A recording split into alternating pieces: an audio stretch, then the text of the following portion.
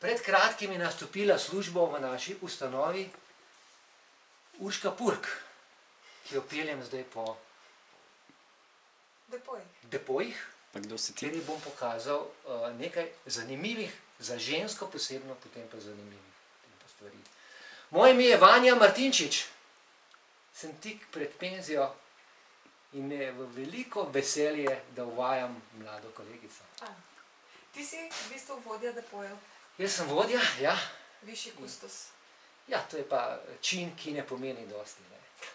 Bolj je važen potem pa položaj, ki ga imam v ustanovi, kjer sem na delovnem mestu, kjer sem edini delavec, to se pravi, da pomeni, da sem sam sebi šef in podrejen.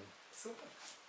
No, zakaj sem te pedel tlele noter? Ravno zato tega, da ne boš mislila, da pri nas hranimo samo orožje, uniforme, kakšne potem pa stvari iz vojske, ampak hranimo tudi potem pa druge stvari. Tako med drugim tudi žensko intimno perilo. Kot naprimer steznik iz usnja, ki je izdelan. Ne smeš potem pa prijemati tega, kajti to lahko samo jaz, ker nimaš potem pa rokavic. In še bolj potem pa zanimiva stvar. Kaj misliš, kaj je tole?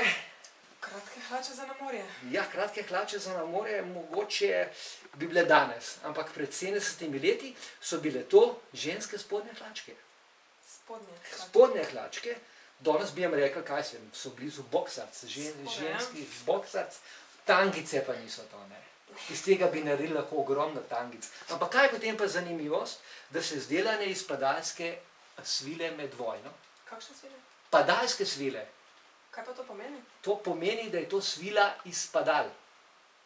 Kupole so bile potem pa narejene iz svile in to svilo so partizani uporabljali med vojno za izdelavo raznih stvari. Med drugim tudi za hlačke.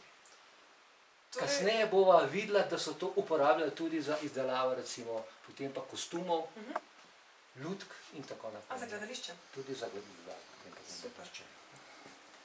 To je bilo pogosto, da so imeli taka spodnje hlače ženske? Ja, prav potem pa pogosto ne.